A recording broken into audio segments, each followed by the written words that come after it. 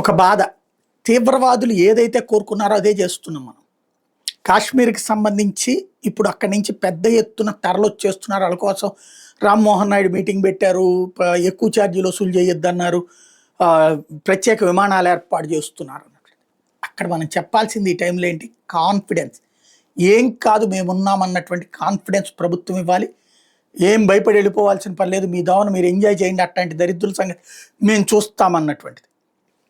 అయినా వెళ్ళిపోతామన్నటువంటి వాళ్ళని పంపించేద్దాం. At the same time దేశం మొత్తం నిజంగా ఈ టైంలో నిన్న రాత్రి నాకు ఎంత కోపం అనిపించిందంటే కొంతమంది మిత్రులతో కూడా మనం వెళ్ళిపోవాలి ఇట్లాంటి టైంలో కాశ్మీర్కి చెప్పి మేము వస్తున్నామని. దేశం ఎంతమందిని చంపుతారు వీళ్ళు? తీవ్రవాదులు మొత్తం కలిపితే ఎంతమంది ఉంటారు? ఎంతమందిని చంపుతారు? దేశం నలుమూలల నుండి ప్రజలందరూ పెద్ద ఎత్తున చలో కాశ్మీర్ అని పెట్టుకుని బయలుదేరాల. కాశ్మీర్కి వెళ్ళడం బయలుదేరాల. కాశ్మీర్ అనేటువంటి చూద్దాం. ప్రభుత్వం కనుక 10 రోజులు 15 రోజులు 20 రోజులు నెల రోజులు టైం చూద్దాం. టూరిజాన్ని దెబ్బతీయడం, తద్వారా కాశ్మీర్ని దెబ్బతీయడం అనేటటువంటి ఎత్తుగడే వేశారు. అక్కడ కనబడుతోంది. ఐబీ అధికారులను టార్గెట్ చేశారు, నేవీ అధికారులను టార్గెట్ చేశారు, వాళ్ళ కుటుంబాలతో సహా వచ్చారు, వాళ్ళని దెబ్బతీశారన్న విషయం అర్థమవుతుంది. ఈ కుట్ర, ఈ కథా కమామిషు ఏంటో చూస్తాం రాబోయే రోజులు. ఒక నెల రోజులు చూద్దాం.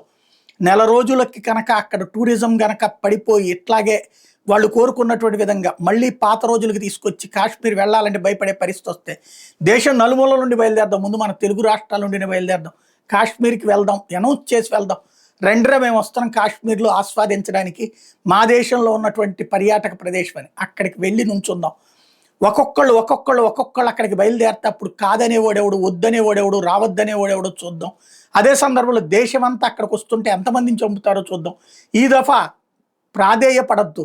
చస్తే చచ్చామనుకున్నప్పుడు అటో ఇటో తేల్చుకుందాం. ఆ స్టేజీ అవసరం ఖచ్చితంగా.